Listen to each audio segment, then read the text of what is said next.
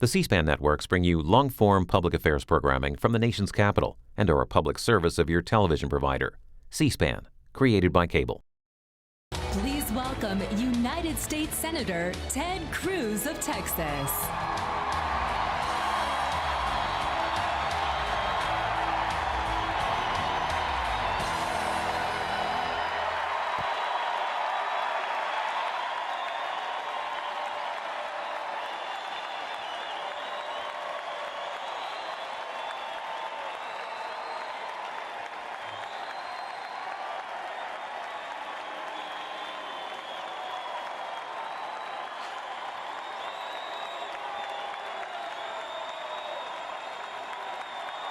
Thank you.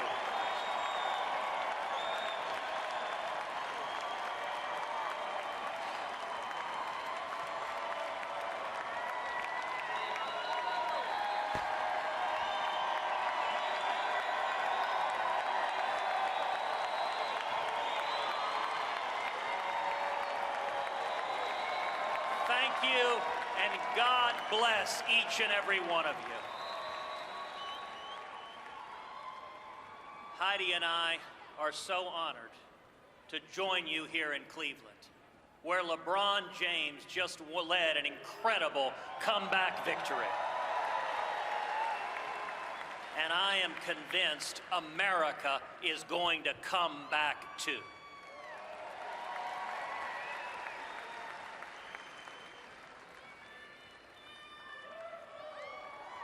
I want to congratulate Donald Trump on winning the nomination last night.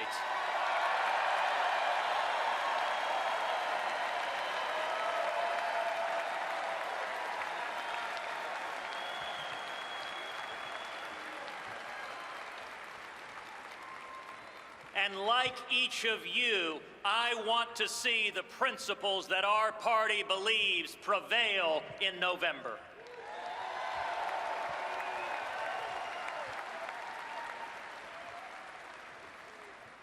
Conventions are times of excitement, but given the events of the last few weeks, I hope you'll allow me a moment to talk to you about what's really at stake. Just 2 weeks ago, a 9-year-old girl named Caroline was having a carefree Texas summer, swimming in the pool, playing with friends, doing all the things a happy child might do. Like most children, she relied upon the love that she received from her mom, Heidi, and her dad, a police sergeant named Michael Smith. That is, until he became one of the 5 police officers gunned down in Dallas. The day her father was murdered, Caroline gave him a hug and a kiss as he left for work. But as they parted, her dad asked her something he hadn't asked before. What if this is the last time you ever kiss or hug me? Later, as she thought of her fallen father and that last heartbreaking hug, Caroline broke down into tears. How could anything ever be okay again? Michael Smith was a former Army Ranger who spent 3 decades with the Dallas Police Department. I have no idea who he voted for in the last election or what he thought about this one. But his life was a testament to devotion.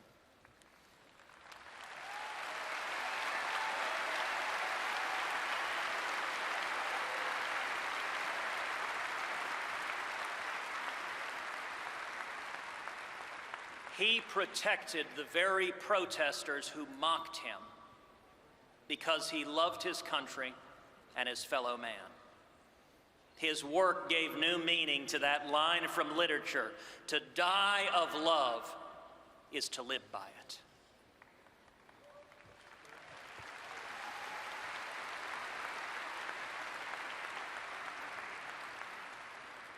As I thought about what I wanted to say tonight, Michael Smith's story weighed on my heart. Maybe that's because his daughter, Caroline, is about the same age as my eldest daughter and happens to share the same name. Maybe it's because I saw a video of that dear, sweet child choking back sobs as she remembered her daddy's last question to her. Maybe it's because we live in a world where so many others have had their lives destroyed by evil in places like Orlando and Paris and Nice and Baton Rouge. Maybe it's because of the simple question itself. What if this, right now, is our last time? Our last moment to do something for our families and our country? Did we live up to the values we say we believe? Did we do all we really could? That's really what elections should be about. That's why you and millions like you devoted so much time and sacrifice to this campaign. We're fighting not for one particular candidate or one campaign, but because each of us wants to be able to tell our kids and grandkids, our own Carolines, that we did our best for their future and our country.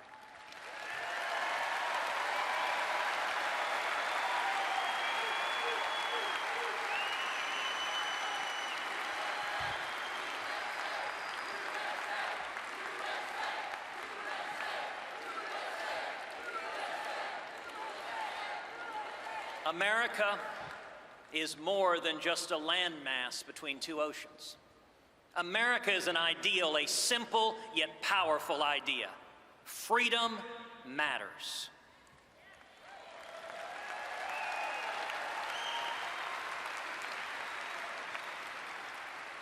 For much of human history, government power has been the unavoidable constant in life. Government decrees and the people obey. But not here. We have no king or queen. We have no dictator. We, the people, constrain government.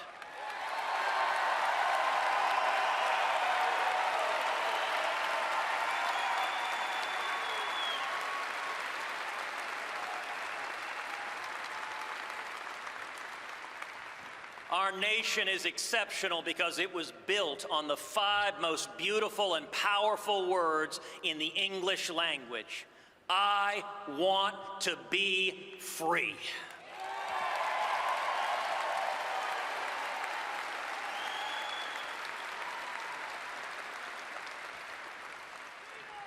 Never has that message been more needed than today.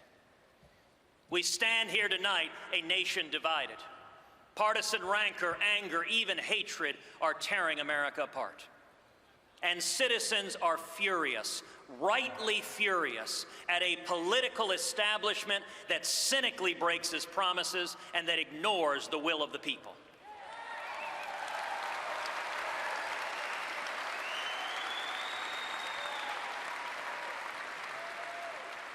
We have to do better. We owe our fallen heroes more than that.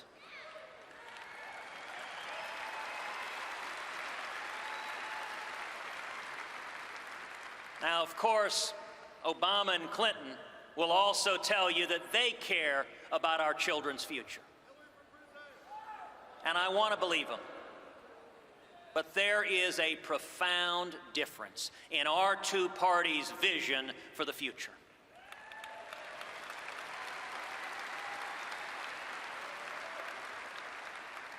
Theirs is the party that thinks ISIS is a JV team, that responds to the death of Americans at Benghazi by asking, what difference does it make? And that thinks it's possible to make a deal with Iran, which celebrates as holidays Death to America Day and Death to Israel Day. My friends, this is madness. President Obama is a man who does everything backwards. He wants to close Guantanamo Bay and open up our borders. He exports jobs and imports terrorists. Enough is enough.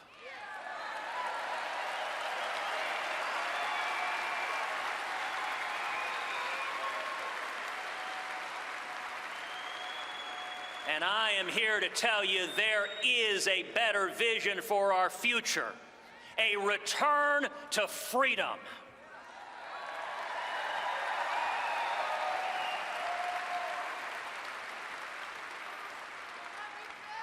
On education, your freedom to choose your child's education, even if you aren't as rich as Hillary Clinton or Barack Obama.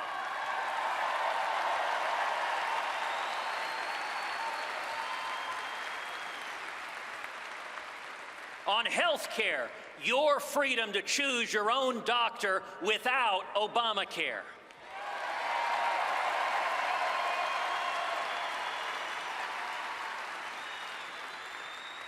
On taxes, your freedom to provide for your family without the IRS beating down your door.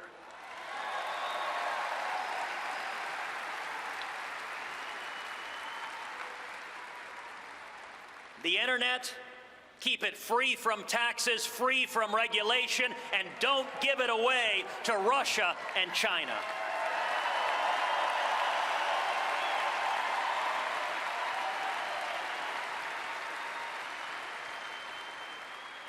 Freedom means free speech, not politically correct safe spaces.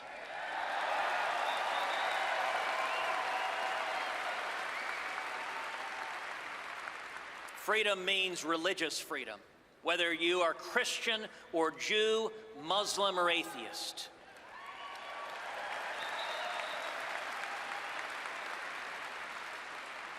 Whether you are gay or straight, the Bill of Rights protects the rights of all of us to live according to our conscience.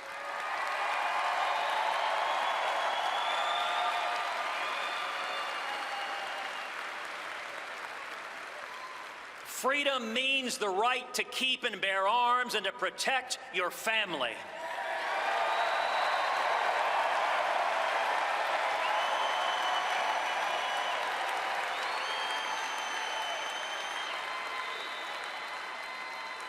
Freedom means that every human life is precious and must be protected.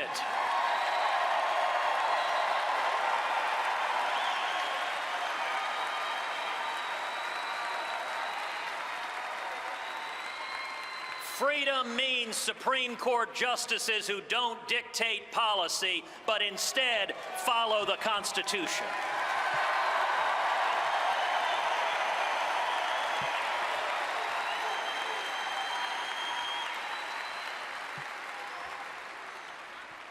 And freedom means recognizing that our Constitution allows states to choose policies that reflect local values. Colorado might decide something different than Texas. New York, different than Iowa.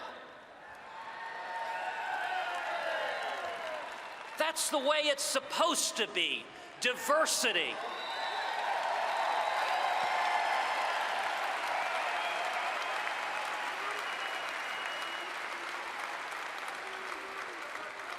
If not, what's the point of having states to begin with?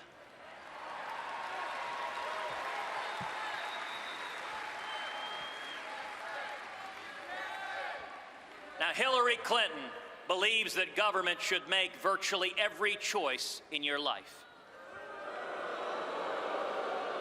Education, health care, marriage, speech, all dictated out of Washington. But something powerful is happening. We've seen it in both parties. We've seen it in the United Kingdom's unprecedented Brexit vote to leave the European Union.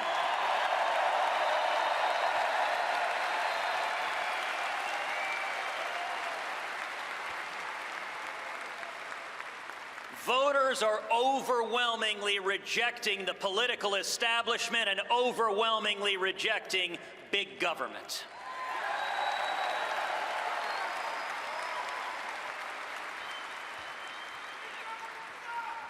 That is a profound victory, and it is one earned by each and every one of you. People are fed up with politicians who don't listen to them, fed up with a corrupt system that benefits the elites instead of working men and women.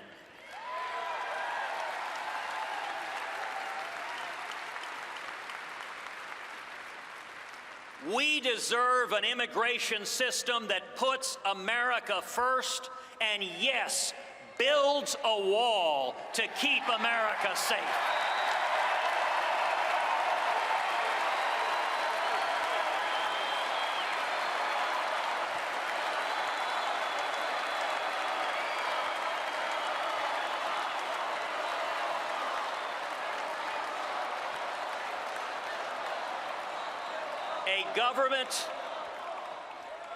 A government that stops admitting ISIS terrorists as refugees.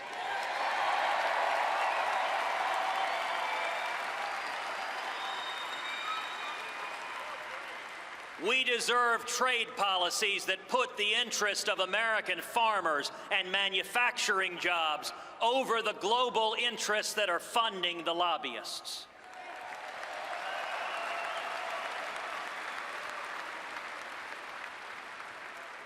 And if we stand together and choose freedom, our future will be brighter. Freedom will bring back jobs and raise wages. Freedom will lift people out of dependency to the dignity of work.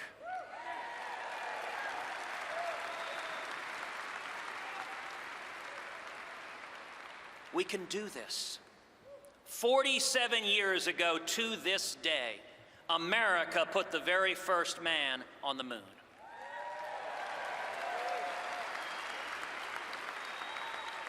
That was the power of freedom. Our party, the Republican Party, was founded to defeat slavery.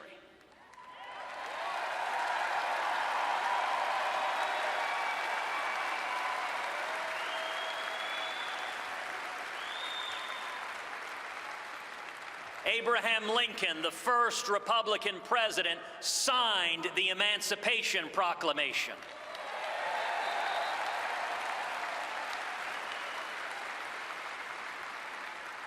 Together, we passed the Civil Rights Act, and together we fought to eliminate Jim Crow laws.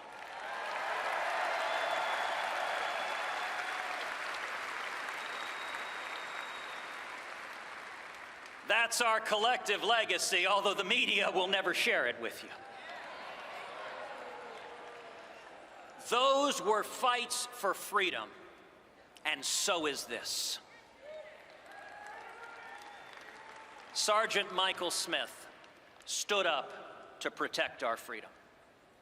So do the soldiers and sailors and airmen and Marines every day fighting radical Islamic terrorism.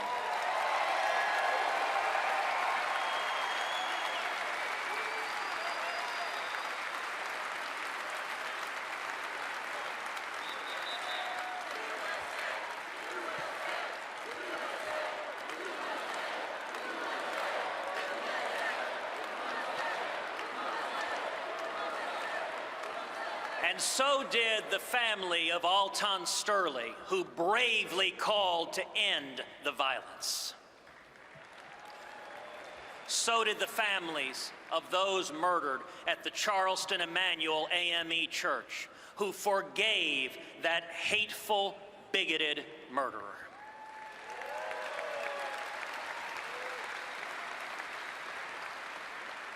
And so can we. We deserve leaders who stand for principle, who unite us all behind shared values, who cast aside anger for love. That is the standard we should expect from everybody. And to those listening, please, don't stay home in November.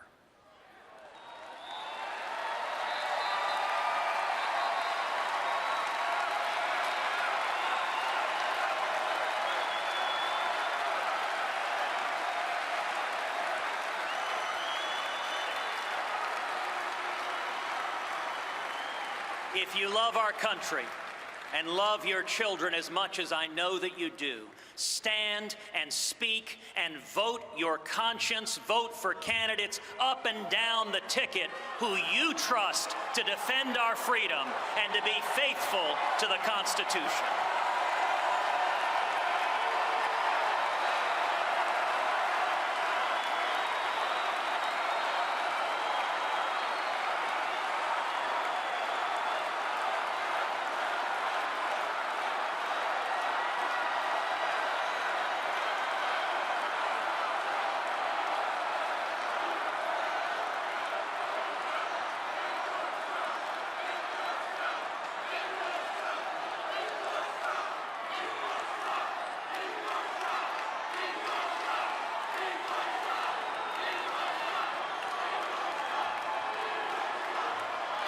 I appreciate the enthusiasm of the New York delegation.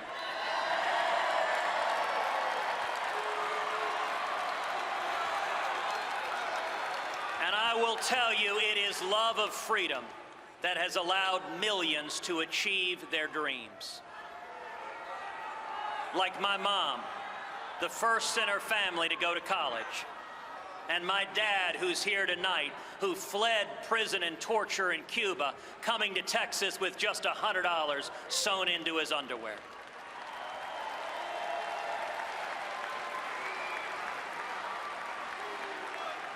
And it is love that I hope will bring comfort to a grieving 9-year-old girl in Dallas. And God willing, propel her to move forward and dream and soar and make her daddy proud. We must make the most of our moment to fight for freedom, to protect our God-given rights, even of those with whom we don't agree, so that when we are old and gray, and when our work is done, and we give those we love one final kiss goodbye, we will be able to say, freedom matters, and I was part of something beautiful.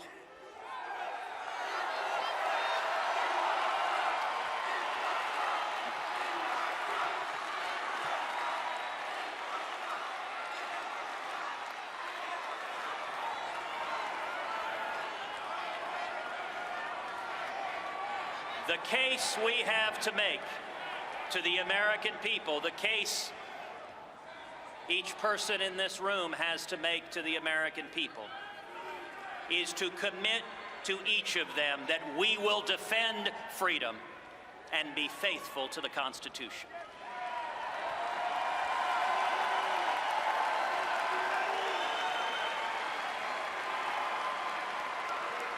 We will unite the party, we will unite the country by standing together for shared values, by standing for liberty. God bless each and every one of you, and God bless the United States of America.